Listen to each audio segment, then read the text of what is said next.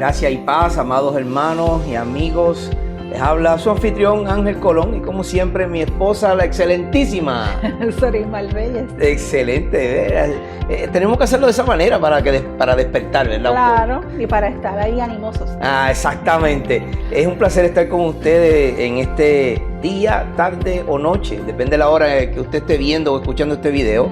Y es una bendición el poder estar con ustedes en otro programa más que le llevamos de enseñanza bíblica, de Ministerios Didasco, donde estamos discutiendo doctrinas bíblicas o doctrinas básicas de la vida cristiana. Así es, y nada, es un placer estar con ustedes nuevamente.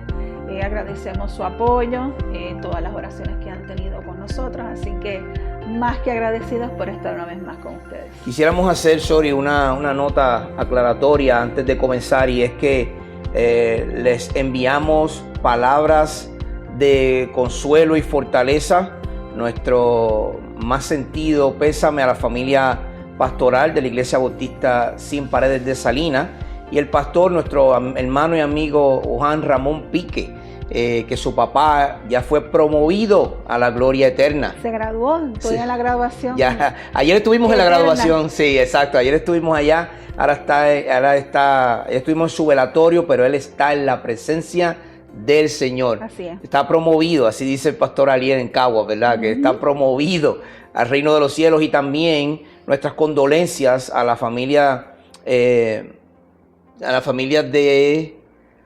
Carlos, que nuestro hermano Carlos Suárez, que también partió con el Señor, ya también fue promovido, su esposa Hazel, su hija Cristal y su hijo Adrián, Carlos Adrián. A él no le gusta que le digan Carlos, bueno, Carlos como su papá, así que nuestras condolencias para ustedes en un tono más serio, ¿verdad? Claro. También lamentamos mucho esa pérdida, estos dos varones del Señor que amaban al Señor y que su testimonio decía que eran siervos del Señor. Se les va a extrañar grandemente, pero sabemos que en un futuro estaremos todos juntos. Allá estaremos con ellos, si así el Señor lo permite, ¿verdad? Cuando llegue ese momento. Nada, estamos en un programa más. Hoy hemos estado tratando de lidiar con situaciones técnicas, problemas técnicos, mecánicos, electrónicos, de todos los problemas que usted puede imaginar, y se nos había dificultado un poco la grabación, pero ya estamos con ustedes. Y entonces hoy vamos a estar discutiendo bajo el tema principal de doctrinas básicas o bíblicas de la vida cristiana. Hoy vamos a estar discutiendo la palabra de Dios, ¿qué es lo que define? Exacto, ¿qué es la palabra de Dios en específico? Porque muchas veces se nos hace el acercamiento, o nosotros hacemos el acercamiento a alguien de que lea la palabra de Dios. Pero, ¿qué es la palabra de Dios? Porque cuando tú le preguntas a una persona, te dice, bueno, pues eso es la Biblia o la Escritura, pero ¿qué es su esencia? ¿Qué implica? ¿Cuán importante es para nuestras vidas la palabra de Dios? Entonces, antes de continuar, yo quisiera dar un pequeño resumen, de lo que hemos estado hablando en los primeros 2 episodios, porque este es nuestro tercer episodio bajo esta serie. Y hemos estado hablando sobre teología sistemática, que no es otra cosa que doctrinas bíblicas, ¿ok? Entonces, claro, el término es mucho más abarcador, pero vamos a ponerlo de una manera simple, porque esto no es un instituto, así que lo vamos a poner de manera simple para que usted pueda atrapar la esencia. Sí, y es un concepto que es general. Exacto. Y lo vamos a ir desglosando poco a poco para que entonces ustedes puedan tener esas enseñanzas básicas, bíblicas, para que entonces puedan seguir aprendiendo y creciendo y enseñando a los demás. Exacto. Entonces, hemos estado hablando sobre teología sistemática, doctrinas bíblicas. Hoy vamos a hablar sobre la doctrina de la palabra de Dios. También la doctrina bíblica o de la Biblia, pero hemos hablado sobre varios temas de lo que son los diferentes tipos o estudios teológicos. Hablamos sobre la teología histórica, hablamos sobre la teología filosófica y sobre la teología apologética dentro del marco de la teología sistemática. Sí. La histórica estudia obviamente la historia y los conceptos de la historia del cristianismo, y también historia bíblica. Y la teología filosófica Esa estudia un poquito más con las herramientas y métodos del razonamiento, ¿verdad? De un modo filosófico. Desde afuera. Desde afuera, mucho como los griegos, ¿verdad? Que era con el ambiente, las plantas y lo que los rodeaba. Sí. Entonces la teología apologética.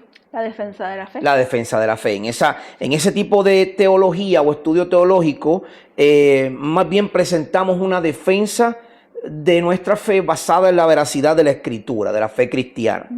Pero también, hay otros tipos de teología. Sí, ¿Cómo cuáles? Está la teología del Antiguo Testamento, la del Nuevo Testamento y la teología bíblica. Claro, en esa última es que nos vamos a concentrar nosotros. Exacto. En la teología bíblica. Pero decimos estas otras dos, teología del Antiguo Testamento y del Nuevo Testamento, porque la teología del Antiguo Testamento busca demostrar cómo un tema tú lo puedes desarrollar y entender a través de toda la Biblia. A través de la Biblia, pero especificándote o centrándote en el Antiguo Testamento. Por eso es teología del Antiguo Testamento. Claro. En la teología del Nuevo Testamento, pues es lo opuesto. Buscamos explicar el tema bajo la lupa del Nuevo Testamento. Por ejemplo, si hablamos de la oración, por ejemplo, en el Antiguo Testamento podemos ver la oración desde el punto de vista de los distintos libros del Antiguo Testamento. Por ejemplo, ¿qué nos dice Deuteronomio? Sí, lo que nos dicen los Salmos. Los Salmos, muy bien. Isaías. Profetas, muy bien, exacto. Que enseña todo este Antiguo Testamento en cuanto a la oración y cómo se desarrolla esta enseñanza a través de la historia. Exacto. En el Antiguo Testamento. Exacto, esa es la teología del Antiguo Testamento. Entonces, por el otro lado, la teología del Nuevo Testamento. Básicamente lo miramos de la misma manera que miramos el Antiguo Testamento. Y seguimos con el tema de la oración, ¿verdad? Para poner un ejemplo. Y pues vamos entonces al Evangelio de Juan y que habla pues sobre la oración. Exacto, ¿qué dice el evangelista Juan, discípulo amado, sobre la oración? Claro. Pero también lo podemos ver en el apóstol Pablo. Sí. ¿Qué habla Pablo sobre la oración? Por ejemplo, ese famoso pasaje de 1 Tesalonicenses 5. Orad sin cesar. 5:17, ¿verdad que sí? Entonces, pero también podemos ver el contexto histórico de ese Nuevo Testamento y cómo se desarrolla la oración a través del mismo. Sí, porque desde el Antiguo Testamento tenemos una historia del pueblo de Israel. Claro. Pero también en el Nuevo Testamento tenemos la historia del cristianismo, de los comienzos del cristianismo. Exacto. Entonces, cómo ese comienzo del pueblo cristiano desarrolló la oración, la vemos en la teología del Nuevo Testamento. Ahora, si nos quedamos, para usted que nos está escuchando y nos está viendo, si nos quedamos en la teología del Antiguo Testamento, o si nos quedamos solo en la teología del Nuevo Testamento, entonces vamos a segregar la Escritura en dos partes y no vamos a atrapar la esencia de lo que es la enseñanza total de la Biblia. Sí, porque tenemos siempre que ver que la Biblia es un solo libro. Exacto. Y que contiene, ¿verdad? Diferentes autores que a través de la historia Dios fue poco a poco revelando y valga la redundancia, su revelación. Exacto. A través de la Biblia. Exacto. Entonces, por eso es que tenemos entonces que estudiar un campo más abierto que se conoce como la teología bíblica. Y aún más abierto que ese es la teología sistemática. Que va tema por tema. Que es un sistema de enseñanza a través de qué dice toda la Biblia sobre ese tema. Exacto. La teología bíblica busca descubrir el significado más técnico de ese estudio teológico. Es como una categoría más amplia que las anteriores, pero una por debajo de la sistemática. Pero van muy a la par, ¿verdad que sí? La teología bíblica da atención especial a las enseñanzas de los autores por individual y a las secciones de la Biblia y el lugar de cada enseñanza en el desarrollo histórico de toda la Biblia. Pero nos tendríamos que preguntar cuál es el desarrollo histórico de la enseñanza en cuanto a la oración a través de toda la Biblia, porque estamos hablando de la teología bíblica, ¿verdad que sí? Entonces, como hablamos en el Nuevo Testamento de la oración, en el Antiguo Testamento de la oración, ahora tenemos que ver qué dicen todos los autores de toda la Biblia con relación a la oración. Sí, entonces nos hacemos esta pregunta bien parecida. ¿Qué nos enseña la Biblia hoy en cuanto a la oración?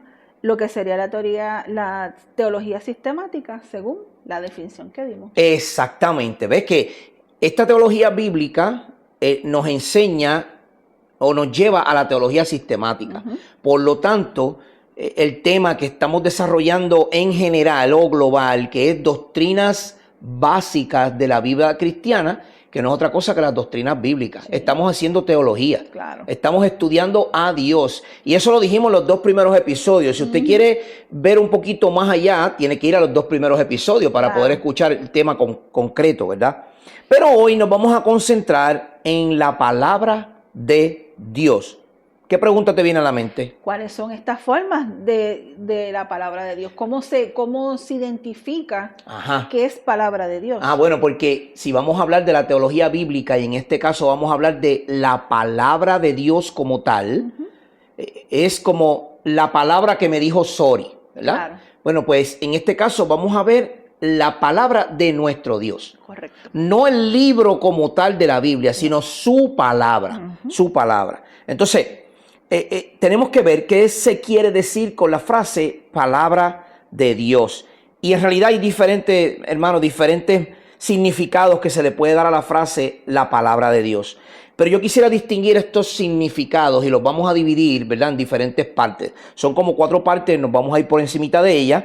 Este bosquejo va a estar puesto en cada uno de las plataformas, sea de podcast o sea de YouTube, para que usted pueda abrirlo y leerlo mientras escucha el audio. Sí, con más calma va detenido y si tiene que hacer apuntes. Exacto. O lo toma como un recurso para darla en una clase. Claro. Esto no es de nosotros. Claro. Esto es lo que nosotros hemos aprendido y queremos que ustedes también aprendan. Exacto. Y lo enseñen a los demás. Exactamente, y esa es la intención. Por eso estamos ofreciendo el bosquejo como un link en cada una de las plataformas para que usted pueda abrir ese bosquejo. Sí. Tenga en cuenta, estos bosquejos son largos. Estamos hablando de unas 8, 9, algunas 10 páginas. Y son bosquejos de mucha información, así que sepa que lo tiene que abrir en una computadora preferiblemente para que usted pueda apreciar mejor lo que está escrito. Sí. Ok, entonces primero, el verbo de Dios como persona en Jesucristo. Y eso es una de las formas o de los significados que le podemos dar a la palabra de Dios. Le podemos decir que la palabra de Dios es el verbo de Dios y lo vemos en la persona de Jesucristo. Ok, entonces, a veces la Biblia se refiere al Hijo de Dios como el verbo de Dios. Por ejemplo, Apocalipsis 19, Sori, ¿qué dice? Sí, Apocalipsis 19:13 dice, Juan ve al Señor Jesús resucitado en el cielo y dice, y su nombre es el verbo de Dios. Ahí estamos viendo al discípulo amado que está narrando lo que dice la revelación de Cristo, que es el Apocalipsis, y cuando él ve al Hijo de Dios, él dice que en su cuerpo, en su ropa o en su muslo llevaba un nombre y ese nombre es el verbo de Dios. Eso es lo que significa palabra de Dios. De modo similar, en el Evangelio de Juan, ya no en Apocalipsis, sino en el Evangelio de Juan, podemos ver en Juan 1:1 esa misma afirmación. Sí, dice, en el principio ya existía el verbo y el verbo estaba con Dios y el verbo era Dios. Aquí estamos haciendo alusión de que cuando escuchamos la palabra de Dios, estamos haciendo referencia al verbo, a una acción, a algo que tiene vida. Encarnado, que lo podemos ver, lo podemos palpar. Exactamente, y ese fue nuestro Señor Jesucristo, siendo Él la deidad, ¿verdad que sí? Entonces es claro que Juan está hablando del Hijo de Dios, él está hablando de Jesucristo, porque en el verso 14 de ese primer capítulo del Evangelio de Juan, ¿qué dice? Y el verbo se hizo hombre y habitó entre nosotros, y hemos contemplado su gloria, la gloria que corresponde al Hijo unigénito del Padre. Voy a hacer una salvedad rápida, estamos utilizando la Nueva Biblia de las Américas.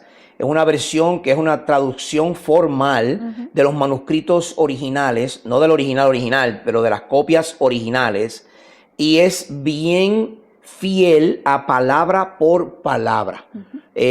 Así que tengan cuidado con otras versiones, no es que son malas, cada una tiene su identidad. Por ejemplo, la Nueva Versión Internacional es una Biblia de traducción dinámica y lo que hace es pensamiento por pensamiento. Sí, que no se divide en las palabras, sino que en un pensamiento pues lo traduce. Explica. Lo traduce en una forma simple.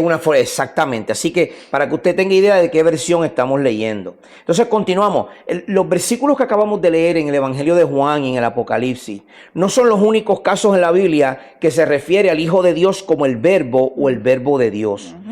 Pero no es común. No. Toda la Biblia no está llena de estas palabras como el Verbo o el Hijo de Dios. No. Pero sí indica que los miembros de la Trinidad, especialmente el Hijo de Dios y su persona, están en estas palabras implícitas y tienen un papel de comunicarnos el carácter de Dios. Sí, la voluntad de Él, porque a través de Jesucristo es que se van cumpliendo todas las cosas. Entonces, cuando Él dice que el reino de Dios se ha acercado, es que es Él. Y ese reino de Dios que se ha acercado es el Verbo. Y ese Verbo es la palabra de Dios, que es lo que estamos discutiendo hoy. Entonces, no podemos olvidar, que el Señor Jesús, en uno de sus roles más importantes al venir a la tierra, fue revelarnos al Padre. A través de su palabra. A través de su palabra. Muy bien, entonces Jesús, siendo el Verbo, trae la palabra del Padre porque nos está revelando los atributos de Dios. Jesús fue misericordioso, amoroso, tuvo compasión, lloró. Todos esos atributos son de Dios, su poder, soberanía. Y siendo Él el Verbo de Dios, es la palabra de Dios, nos está revelando a Dios. Qué interesante, ¿verdad? Sí. Entonces, si queremos ver con más claridad a este Verbo, a este Dios con nosotros, ¿qué dice Marcos capítulo 1? Marcos 1:15 dice: el tiempo se ha cumplido, decía, y el reino de Dios se ha acercado. Arrepiéntanse y crean en el Evangelio. ¿Qué quiere decirnos Jesús con esto? Él llegó a la tierra. Exacto. Crean en mí por la palabra que yo digo que viene del Padre. Exacto, la palabra que yo digo es la palabra del Padre. Él y yo somos uno. Por lo tanto, esta palabra es palabra de Dios. Sí, porque él mismo lo dice. Él es, ¿quién eres tú? Pues yo soy el gran yo soy. El gran yo soy, yo soy. No hay otra respuesta alguna, ¿verdad? Entonces, en segundo lugar, podemos ver que además de que esa palabra de Dios, ese Verbo encarnado es Jesucristo, también podemos ver que esta palabra de Dios es utilizada o se puede comparar como un discurso del Dios mismo hablando a nosotros, ¿verdad? Exacto. Que sí? Se habla de una forma que son los decretos de Dios. Ah, decretos, wow. Pero son de Dios, wow. No son del humano. Bueno, pues entonces vamos a tener que hacer una aclaración aquí, porque esto está lleno hoy día de los decretantes, o yo no sé si esa palabra existe, pero se escucha como curiosa. Sí. Es que han tomado, yo digo que eso es más bien moda. Es como una moda, ¿verdad? Es una moda, porque yo le voy a decir una cosa, hermano y amigo.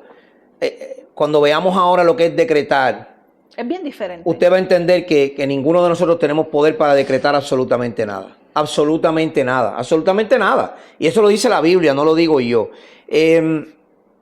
Las palabras de Dios toman la forma de decretos, ¿verdad? Esta palabra que hemos estado discutiendo toma la forma de decretos. Y estos decretos son cosas que suceden, que son implícitas, que llegan a existir, porque es Dios mismo el que está decretando o diciendo, hágase esto. Sí, Él lo dice, sucede el evento. ¿Se cumple? ¿Se cumple o existe? O existe. Ok, vamos a ver ejemplos de esto porque yo quiero que la gente que nuestros hermanos, ¿verdad? Claro. Lo puedan entender, hermanos y amigos, que lo puedan entender a través de la palabra. Génesis 1:3, ¿qué dice? Y dijo Dios, que exista la luz. Y la luz llegó a existir. O sea, mira las palabras, qué simple. Y dijo Dios. Es un decreto. Eso es un decreto de Dios. No había nada. Y Dios dijo que haya luz. ¡Boom! Hubo luz. No tomó nada de tiempo. Ya hubo luz. Porque Dios decreta y algo sucede. Entonces, cuando Dios creó al mundo, sucedió lo mismo con la palabra de su boca. ¿Qué dice Génesis 1:24? Y dijo Dios, nuevamente, que produzca la tierra seres vivientes, animales domésticos, animales salvajes y reptiles, según su especie.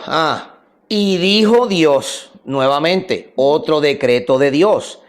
Dios habla y algo sucede. Y con estos dos ejemplos de otros que hay en la Escritura, no son muchos, para que usted vea que ni siquiera la misma Biblia tiene tantos decretos como los millones de decretos que tenemos hoy día a través del mundo. Sí. No hace sentido. No. Dios, que es el que puede decretar porque tiene el poder para hacerlo, en toda la Biblia solamente hay varios decretos de parte de Él. Pero ¿qué dice el salmista? ¿Qué dice el salmista en el Salmo 33? Sí, el Salmo 33:6 dice: por la palabra del Señor fueron creados los cielos y por el soplo de su boca las estrellas. Mira la comparación. La palabra del Señor creó los cielos. Y el aliento o el soplo o el espíritu, neuma, eso lo vamos a estudiar también, hizo las estrellas. Entonces, ahí vemos nuevamente el poder atado a la palabra. Entonces, ¿cómo hoy día alguien se atreve a decir yo decreto o declaro sanidad? Tú no tienes poder alguno para eso. No tenemos, punto. Somos humanos, primero que nada, somos imperfectos. Y lo otro es que en estos decretos se cometen los errores del diario vivir. ¿Cuántas personas han decretado sanidad para alguien y luego que uno lo prepara y esa familia está lista para aceptar, ¿verdad?, de que vamos a fallecer y que su ser amado va a fallecer y se ha orado y todo lo demás, y de momento viene alguien y dice yo declaro sanidad, y luego la persona fallece? ¿Qué sucede? Hay una rebeldía contra Dios. Hay una rebeldía. Hay una rebeldía contra Dios porque entonces, ¿por qué no lo hiciste? Claro, porque este me dice que todo va a estar bien y viene este otro y decreta y ahora, o declara, porque es lo mismo, y ahora viene y mi familiar se muere. ¿Cómo yo voy a creerle a un Dios que se contradice? No es posible. No es posible. Por eso es que esto de decretar hay que ser cuidadoso, hermanos y amigos, porque quien único tiene el poder para hacer eso se llama Dios. Dios es el único que puede decretar que algo suceda y sucede. Sí, el poder y el control. Mira, cuando el pueblo estaba en rebeldía, Génesis capítulo 6, Dios decretó que iba a llover. Sí. Nadie creía, todo el mundo pensaba que estaba loco, y Noé está loco. 100 años, 120 años construyendo un arca, si aquí no ha caído ni una gota de agua en 100 años. ¿Cómo tú me vas a decir a mí que va a llover? Pero no se equivoquen, porque Dios decretó que iba a llover. ¿Y qué sucedió? Llovió. 40 días y 40 noches. La raza humana con animales y todo se extinguió, a excepción de 8 personas, por Noé. Entonces, no podemos jugar a nosotros a atar, a desatar, a soltar, a amarrar, a decretar, a declarar, porque eso no nos corresponde. Nosotros no tenemos la autoridad como la tiene Dios. ¿Tú sabes cuál es la palabra que me gusta mucho que utilizan estos grandes académicos y predicadores? Así dice el Señor. Nada más. Así dice el Señor. ¿Y dónde lo dice el Señor? En su palabra, que es lo que estamos estudiando hoy. Entonces, estas palabras que son poderosas y creativas provienen de Dios y se llaman sus decretos. Pero estos decretos no es algo común en la Escritura. Sépalo, no es común en la Escritura, porque de decretos esto fue poco a poco moviéndose a lo que se conoció como la comunicación personal de Dios. Ya no eran tanto sus decretos, ya él estaba entrando en una revelación de sí mismo con la humanidad y se empezó a comunicar con la gente, con la raza humana, personalmente. Entonces, ¿cómo se comunica Dios personalmente, Sori? Sí, a veces Dios se comunica con personas en la tierra hablándoles directamente. A esta se le puede llamar palabras de Dios de comunicación personal. O sea, que es una comunicación entre Dios y esa persona. Correcto, y estos ejemplos están en la Biblia. Ok, vamos a ver algunos. Sí, en Génesis 2, versos 16 al 17. Y le dio este mandato: puedes comer de todos los árboles del jardín, pero del árbol del conocimiento del bien y el mal no deberás comer. El día que de él comas, ciertamente morirás. Fíjate que esto es una comunicación personal entre Dios y Adán, dándole unas instrucciones de cómo él debe vivir, ¿verdad que sí? Él viene, comunica personalmente con Adán y le da unas instrucciones. Esas fueron sus palabras para Adán.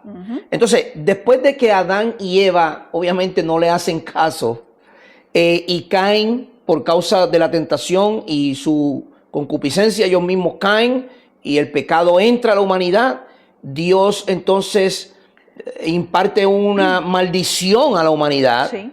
Y entonces Él viene de nuevo, ¿verdad que sí? Sí, Él habla directa y personalmente con ellos. Ajá. Y esto lo encontramos en Génesis 3. Sí, Génesis 3, que dice, después del pecado de Adán y Eva, Dios todavía viene y habla directa y personalmente con ellos en las palabras de la maldición. Exactamente. Entonces, cuando ellos caen, Dios viene, habla con ellos personalmente, es una comunicación personal con ellos y da una maldición a la tierra. Sabemos, ¿verdad?, que la maldición fue que con el sudor de su frente y el dolor de la mujer, entre otras cosas más que sucedieron. Pero entonces, no se queda ahí, porque Dios en esa comunicación personal entonces viene y habla con Moisés. En Éxodo 20. Y entonces ahí él habla básicamente cara a cara con Moisés, ¿verdad que sí? Es una comunicación personal. Y Dios dice, Dios habló y dio a conocer todos estos mandamientos. Yo soy el Señor tu Dios, yo te saqué de Egipto, del país de donde eras esclavo. No tengas otros dioses delante de mí. Todos conocemos que eso es Éxodo 20, o el que no lo sabe, ¿verdad? Disculpe, pero es Éxodo 20. Y es donde Dios se comunica personalmente con Moisés en el monte y le da los 10 mandamientos. Pero en el Nuevo Testamento también vemos una comunicación personal de Dios. Sí, lo vemos en Mateo 3:17, donde, ¿verdad?, cuando Jesús está bautizándose, dice, este es mi Hijo amado, estoy muy complacido con él. Exacto, entonces Jesús está en el Jordán, Juan el Bautista lo va a bautizar, luego que sale del agua, baja el Espíritu Santo en forma de paloma, o sea, con esa gracia, ¿verdad?, donde se deposita sobre Jesús y una voz desde el cielo, siendo Dios, dice, este es mi Hijo amado. Hay una comunicación personal de parte de Dios. En estas y en otras varias ocasiones, Dios pronunció comunicaciones personales o palabras, su palabra de manera personal con los individuos. Él lo hizo de varias maneras a través de toda la Biblia y cuando ellos oían, estaban escuchando la voz de Dios. Entonces, por consiguiente, eran palabras de Dios que había que obedecerlas porque tienen autoridad y poder. El desafiar sus palabras, hermanos y amigos, es desafiar al Dios mismo. Es pecado. Lo que indica que es pecado. Voy a hacer una pausa rápida aquí y por favor no me apedreen. Si usted quiere pelear, discuta con Dios, no conmigo. En 1 Timoteo capítulo 3 hay unos requisitos, requisitos pastorales y para el diaconado. Uno de esos requisitos es claro, hasta en el griego es claro. Sí. De hecho, la iglesia primitiva lo entendía de esa manera. Y uno de esos requisitos en 1 Timoteo capítulo 3 es marido, eso es un hombre, marido, porque no hay marida, es marido de una sola mujer. ¿Cuál es el empeño del humano de tener mujeres pastoras? Lamentablemente es por tener esa autoridad y lamentablemente vemos también mucho que no tenemos a hombres dispuestos al llamado del Señor. Y entonces, ¿qué sucede? La mujer, a través de los años, ha adquirido, obviamente, sus derechos, porque, ¿verdad?, dentro de la historia estuvimos sí, marginadas, claro. Por lo tanto, cuando se abre esta puerta y vemos que la mayoría de los hombres se echan a un lado, pues si no hay hombres... Pues yo tomo el rol, ¿verdad que correcto. Sí? Pero tú sabes cuál es lo más que a mí me causa terror de todo esto. Estamos hablando hoy de la palabra de Dios, ¿verdad que sí? Pero la desobedecemos y eso es pecado. Eso es lo que quiero llegar. Entonces, yo no quiero a usted tirarle ni menospreciarla para nada. Nosotros estamos diciendo lo que dice Dios en su palabra. No la estamos interpretando mal, porque esto es a base de estudios. Claro. Y adicional a esto, tenemos que cumplir la palabra de Dios. Exacto. Y si en la Biblia no lo dice, no lo haga. No lo podemos hacer. No lo haga. Si lo está haciendo, mira, pida perdón y sálgase. No trate de ocupar un cargo que Dios no ha dado. No trate de justificar textos fuera de contexto para hacer un pretexto. Nosotras tenemos muchas funciones. Demasiadas, yo creo, demasiadas. En la iglesia del Señor que podemos hacer. No tenemos que estar a cargo de una congregación porque Dios le dio ese trabajo al varón. Exacto, usted procure que ese marido o ese varón esté tomando el rol que le corresponde, porque cuando venga el peso de Dios sobre ese hombre, si no está haciendo lo que Dios le corresponde, lloro y crujir de dientes. Porque Dios siempre, ¿verdad? Nos va a rendir cuenta de lo que nosotros hicimos y lo dejamos de hacer. Y lo que no hicimos. Fíjate, Sori, lo que estamos hablando es sobre la palabra de Dios. Definitivo. Y estamos diciendo que el no obedecer o seguir la palabra de Dios es un pecado porque es un reto contra Dios. Es exactamente, Dios se comunicó de manera personal con Adán y le dijo, no comas de ese árbol. ¿Y qué hizo? Comieron del árbol. ¿Y qué sucedió? Maldición cayó sobre la tierra. Yo creo que yo no puedo explicar esto de manera más simple. ¿No? Dios dice, pastor hombre, por amor al Señor. Si no hay un pastor hombre, no hay un varón que tome el rol pastoral, pues que los diáconos lo hagan. Si no hay diáconos que lo hagan, que los ujieres lo hagan, pero que sean varones los que lo hagan, porque ese es el llamado de Dios, para no violentar lo que Dios ha pronunciado con su boca. Correcto. Porque si creemos que la Biblia es la palabra de Dios, obedezcamos lo que Dios ha dicho. Sí. Ok, continuamos para, ¿verdad?, cerrar el paréntesis. Entonces, aunque las palabras de Dios de comunicación personal siempre se ven en la Biblia como palabras reales de Dios, también tenemos que reconocer que son palabras humanas. Sí. Son palabras escritas por hombres, pronunciadas por Dios, pero a veces el hombre es el que las tiene que llevar. En esa ocasión, ¿verdad?, del Antiguo Testamento especialmente, con los profetas, y también lo vemos en el Nuevo Testamento. Pero la mayoría de los profetas, o la vasta mayoría, fueron en el Antiguo Testamento, y eran palabras que los mismos hombres eran los que llevaban. Entonces, se hacía de esta manera simple, para que fuera, lo que acabo de decir, simple, para que el hombre lo escuchara en el lenguaje del hombre. Sí, porque el hecho de que estas palabras se digan en el lenguaje humano no limita el carácter de Dios, ni la autoridad de ninguna manera. Exactamente. El que lo diga un hombre no limita porque viene de parte de Dios. Es una revelación de Dios. Lo que yo estoy diciendo ahora sobre, por ejemplo, el pastorado, que lo utilicé de ejemplo, lo está diciendo un hombre, soy yo. Claro. Pero oye, si usted quiere, vamos a Timoteo, vamos a Tito, vamos al Antiguo Testamento y vamos a discutir esos famosos pasajes de las mujeres pastoras. Digo, si usted quiere ser pastora de ovejas, no hay ningún problema. Pero esos son ovejas, que usted le saca la lana y se las come en chuleta y todo ese tipo de cosas, ¿verdad? Porque ese es el rol que ellas tenían. No era el rol de una congregación. Y tampoco tomen el pasaje en Jueces donde Débora tenía que ver con la situación. Cuando fue a la guerra. Cuando fue a la guerra, ella no fue a la guerra.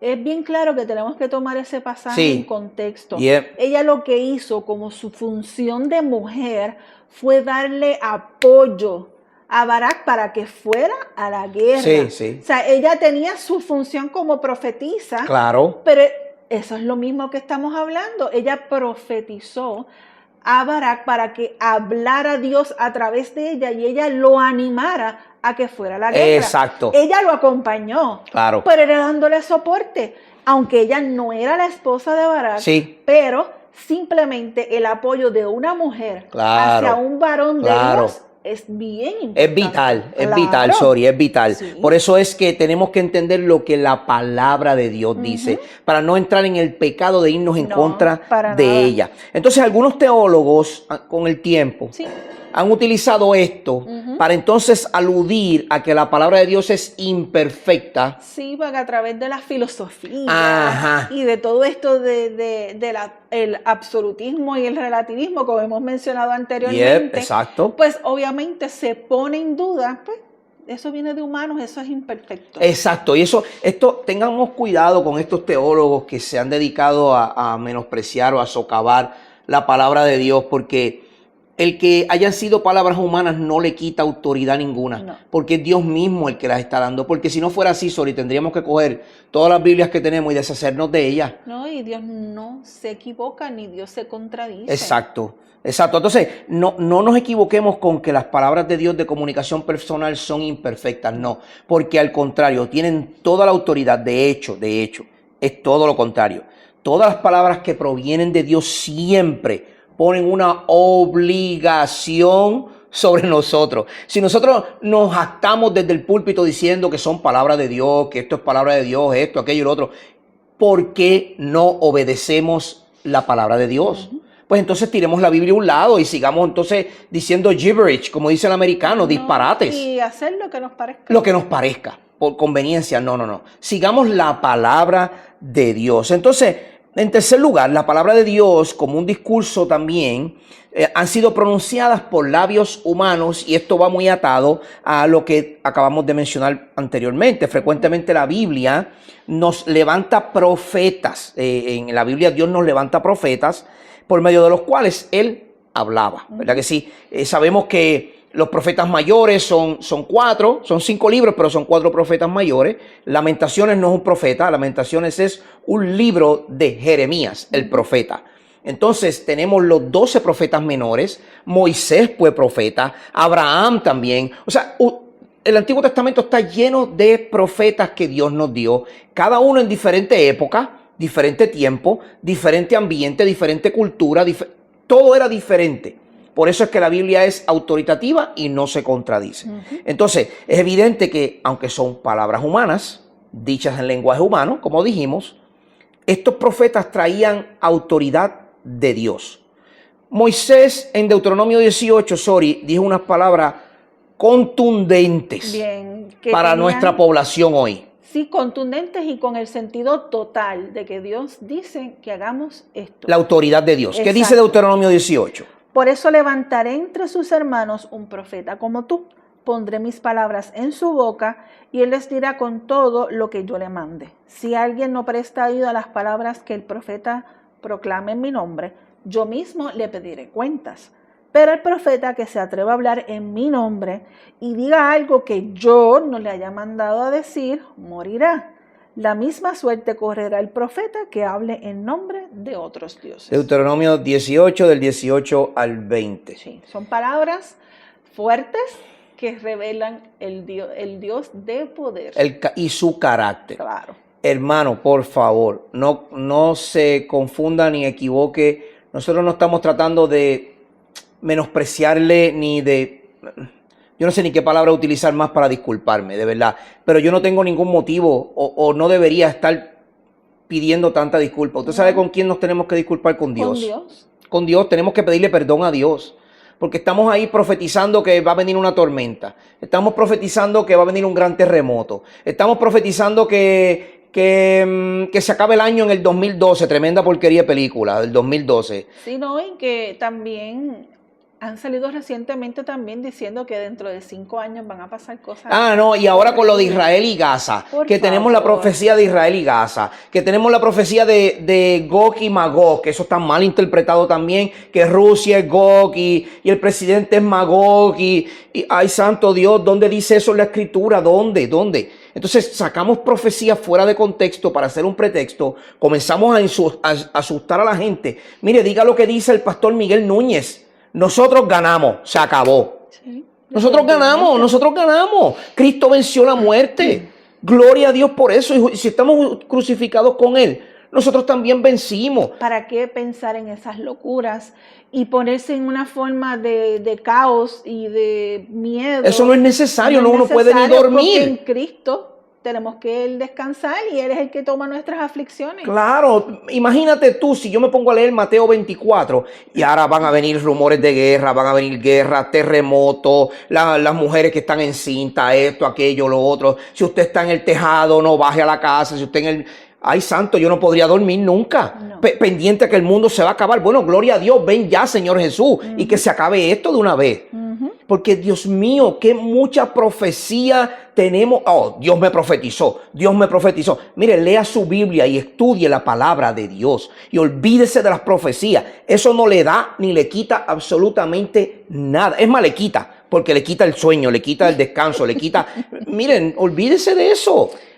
Y lamentablemente caemos en esa trampa y nos volvemos paranoicos. No, sorry, yo no podría. Los supermercados se ahogan, se vacían. Mira cuando los del papel de toilet, papel de baño. Dios mío, que no va a haber papel de baño. Gente, la gente antes usaba hojas, vaya al monte.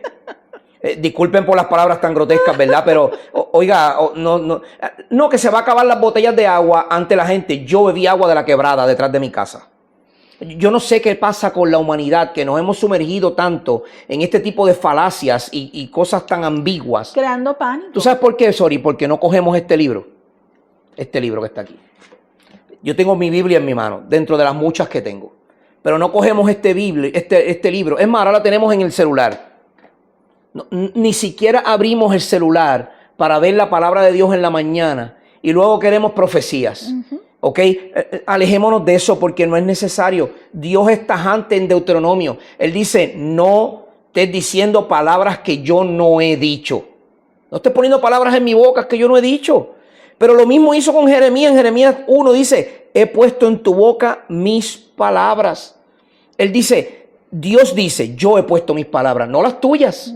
Son palabras de Dios. Miren, hermano, textos como este lo pueden ver en Éxodo 4, Números 22, 1 Samuel 15, 1 de Reyes 20, 1 de Crónicas 20, 1 de Crónicas 25, Isaías 30, Jeremías 6, Jeremías 36. Dios mío, podemos ver multitud de pasajes donde Dios mismo nos está hablando con su palabra. Si el libro es tan grueso y su palabra es tan amplia y es viva y eficaz y más cortante que una espada de dos filos, ¿para qué necesitamos más profecías? El mismo apóstol Juan lo dijo, que imagínate, si se escribieran todas las cosas que hizo Jesús, no darían las páginas. Sorry, yo creo que no hay biblioteca, ni la del Congreso, ni ninguna, que pueda tolerar. La de Roma. Ninguna podría tolerar todo lo que Jesús hizo. Y eso es Jesús nada más. Por eso. Sin contar los profetas y todo lo que sucedió en los tiempos de guerra. Tenemos lo que necesitamos. Nada más. Concéntrese en la Biblia. Yo me atrevo a hacer una encuesta. Yo siempre digo esto. Yo me atrevo a hacer una encuesta y preguntar preguntas simples. ¿Cuántos libros tiene la Biblia? ¿Cuántos libros tiene el Antiguo Testamento, el Nuevo Testamento? ¿Cuántas son las cartas paulinas? Me atrevo a preguntar, ¿cuánto escribió Moisés? ¿Cuál es el libro más antiguo de la Biblia? ¿Dónde terminan los profetas? ¿Cuál fue el último profeta? Porque no fue Malaquías, ¿sabe? No. Pues si usted se cree que fue Malaquías. No. ¿Cuáles son los libros históricos? Y puedo seguir haciendo preguntas simples sobre la palabra de Dios que el creyente común que lleva 30 años en el Evangelio no va a poder contestar. ¿Sabes por qué? Porque no nos metemos a la Escritura. No profundizamos. A mí me falta muchísimo. Yo tengo una sed por aprender. Bueno, me estoy matriculando en 4 clases. Eso es cosa de loco, ¿sabe? Pero yo me estoy matriculando en 4 clases. Y cuál de las 4 más complejas. Pero usted sabe por qué lo hago. Porque yo quiero crecer en el conocimiento del varón perfecto, Cristo Jesús. Así que las palabras de Dios habladas por los labios humanos se consideran tan autoritativas y tan verdad como las palabras de Dios de comunicación personal. Exactamente. Entonces, no creer, hermano, voy a volver a repetir esto, no creer o no ser fiel a esas palabras que Dios ha dicho es desobedecer lo que Dios ha dicho. Sí. Y eso constituye pecado. Pecado nada más no es matar, robar, mentir, no. Si usted no obedece la ley de Dios, está pecando contra Dios. Entonces, número 4, la palabra de Dios en forma escrita. Entonces, ya hemos visto decretos, comunicación personal, comunicación de profética, revelación profética, ¿verdad? Y ahora vamos a ver la comunicación escrita. Como un todo. Y esa es la Biblia. Esa es la palabra de Dios. Entonces, ¿qué dice sobre la palabra de Dios, Sori? Sí, además de la palabra de Dios de decreto, palabra de Dios de comunicación personal y las palabras de Dios dichas por los labios de seres humanos, también hallamos en la Escritura varios casos en los que las palabras de Dios fueron puestas de forma escrita. O sea que Dios nada más no se quedó de forma de labios. No. Él también lo escribió. Claro. De hecho, lo escribió él mismo. Claro, con su mano. Ok, ¿cuál es la primera forma de escritura que podemos ver en la Biblia? Si este primer caso se halla en la narración del otorgamiento de las 2 tablas de piedra a Moisés, estaban escritos los 10 mandamientos. Ajá. En Éxodo 31:18 lo dice así: y cuando terminó de hablar con Moisés en el monte Sinaí, le dio las 2 tablas de la ley, que eran 2 lajas escritas por el mismo dedo de Dios. Mira, esto es interesante. En las clases de teología yo tuve un argumento en una tesis corta sobre este texto. Porque hay argumentos que dicen, ¿es literal o es alegórico?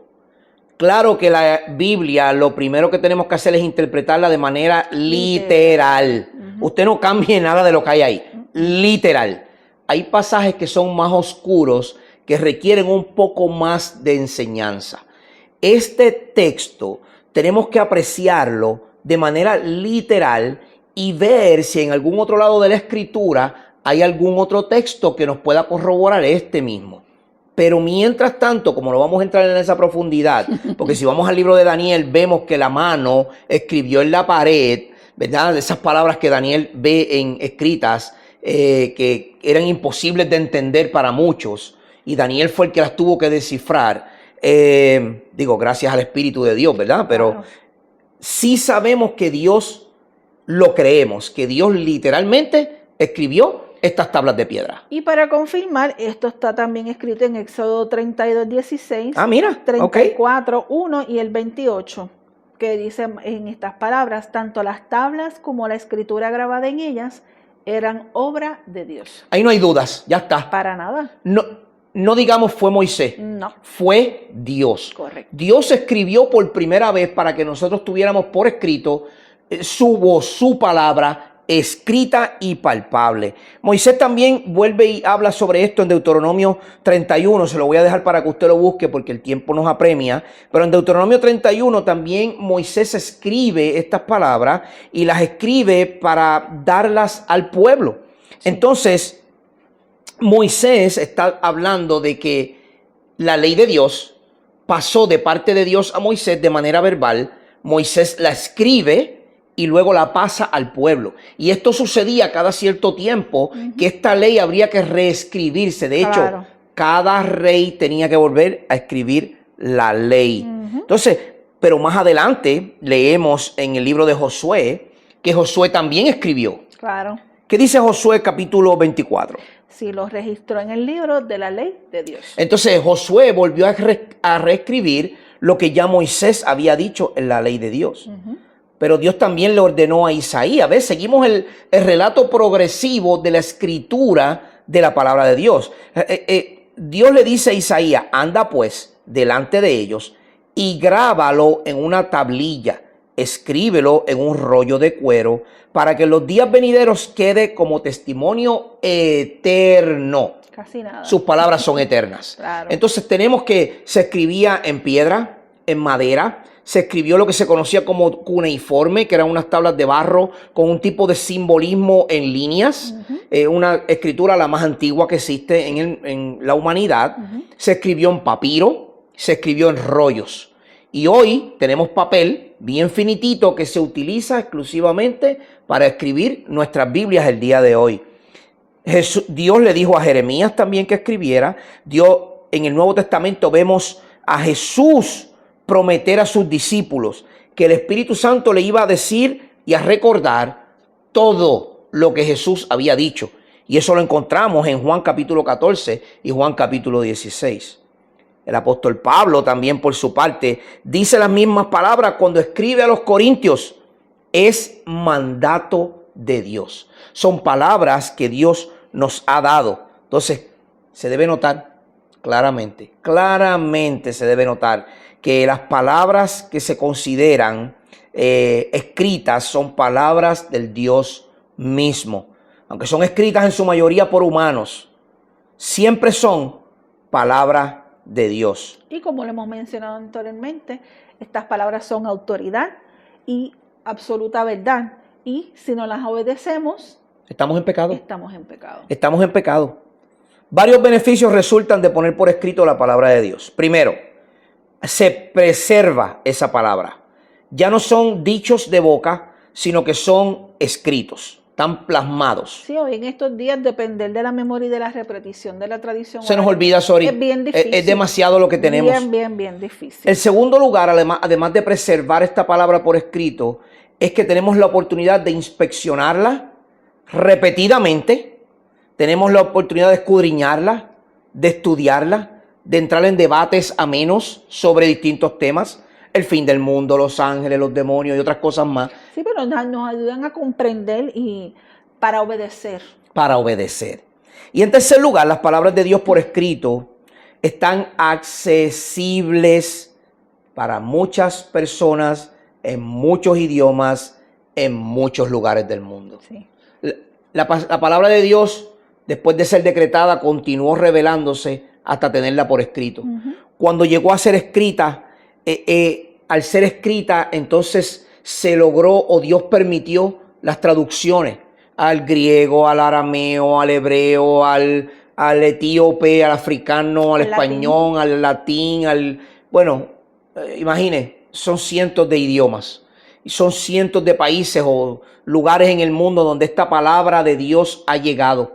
Sigue siendo autoritativa, sigue siendo inerrante, sigue siendo inequívoca, sigue siendo infalible, sigue siendo absoluta. Inherente. Y nunca ha cambiado, sorry.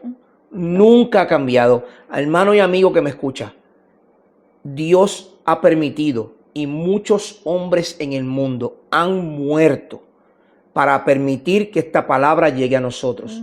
¿Usted quiere saber del fin de los tiempos? ¿Usted quiere saber de ángeles?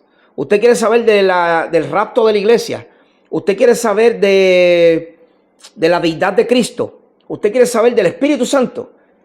Primero conozca su Biblia. Definitivo. Porque si usted no conoce la palabra hablada de Dios, que luego fue plasmada en un libro, usted no va a poder conocer el resto de la Escritura. No, y que también nos enfocamos en leer libros externos y a veces lo que hacen es hasta confundir, ponernos hasta en duda. Una vez escuché a un hermano que me dijo, yo compré un libro de Joyce Meyer.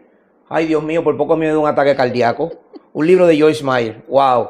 O sea que tú no conoces tu Biblia, pero estás leyendo un libro de Joyce Meyer. Una falsa profeta, una falsa pastora, una falsa evangelista, falsa qué sé yo qué más. Tenga cuidado, hermano. Es triste. Estudiemos nuestra Biblia, estudiemos la palabra de Dios y la próxima semana vamos a estar hablando sobre el canon de la Biblia. ¿Qué significa el canon? ¿Cuáles son los libros que están? ¿Cuáles son los que no están?